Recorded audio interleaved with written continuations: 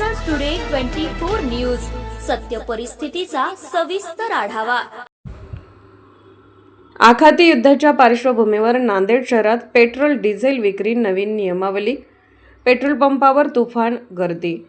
आखाती देशामधील सध्याचा तणाव आणि संभाव्य तेल संकटाच्या अफवा नांदेडमध्ये पेट्रोल आणि डिझेलचा तुटवड्याची भीती अधिकच वाढली आहे, ज्यामुळे परिणामी शहरभरातील पेट्रोल पंप लांबच लांब रांगा दिसत आहेत।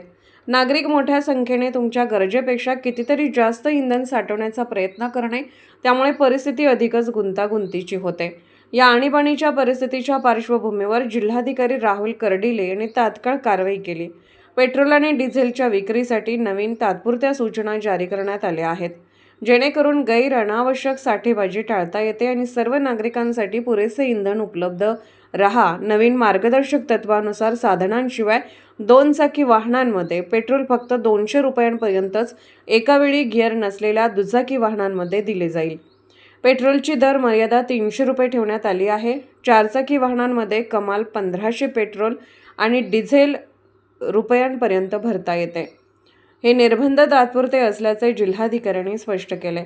पेट्रोल पंपावरील अभूतपूर्व गर्दी कमी होऊन परिस्थिती सामान्य होईपर्यंत हे निर्बंध लागू आहेत आणि ते अंमलात राहतील।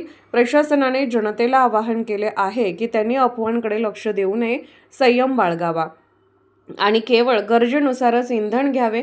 कृत्रिम टंचाई निर्माण करण्याचा किंवा साठेबाजी करण्याचा कोणताही प्रयत्न झाल्यास कठोर कारवाई केली जाईल।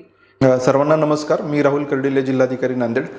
आपल्याला सगळ्यांना माहिती आहे की पेट्रोल आणि डिझेल याचा तुटवडा नसतानाही अशी अफवा पसरवल्यामुळं पेट्रोल पंपांवर खूप मोठ्या प्रमाणावर गर्दी होती आणि आपल्या ज्या डेली आवक आहे त्याच्या 2 पट 2.5 पट पेट्रोल पंपांवर अतिरिक्त ताण येतो आहे। त्यामुळं साहजिकच लोकांमध्ये घबराट होते। परंतु मी सगळ्यांना सांगू इच्छितो की आपल्याला जी डेली आवश्यकता आहे याचा नियमित पुरवठा आहे, आपल्याकडे कुठलीही टंचाई नाही आहे। परंतु या सगळ्या गर्दीमुळं जे जेन्युइन लोक यांनाही ते पेट्रोल भेटत नाही आहे, डिझेल भेटत नाही आणि त्यामुळे त्यांच्यात विनाकारण त्याचा समज तयार होतो आहे। माझं सर्व नांदेडकरांना आव्हान आहे की कृपया आपण अनावश्यक पद्धतीने खरेदी करू नये। बऱ्याच ठिकाणी आपण मशागतीच्या कामांना तसा अवकाश असतानाही शेतकरी मंडळी मोठ्या प्रमाणात कॅन घेऊन या पद्धतीने पेट्रोल पंपावर येत आहेत। तर हे पण आम्ही पेट्रोल पंप चालकांना आवाहन केले की कुठल्याही वेगळी किंवा सुट्या पद्धतीने कॅनमध्ये अशी कुठलीही विक्री आपण करू नये। तर हे आवाहन केल्यानंतरही काही ठिकाणी आम्हाला असं लक्षात आलं की अजूनही ती गर्दी आहे। त्यामुळेच आम्ही आज रेशनिंगचा निर्णय घेतला आहे। ज्या आपल्या मोपेड आहेत, म्हणजे गिअर विरहित दुचाकी आहे, त्यांना 200 रुपये, गिअर असलेल्या गाड्यांना दुचाकींना 300 रुपये आणि 4 चाकी वाहनांना 1,500 रुपयापर्यंतच आपल्याला इंधन देता येईल, असं आम्ही आज सर्व पेट्रोल पंप चालकांना ऑर्डर इश्यू करतोय।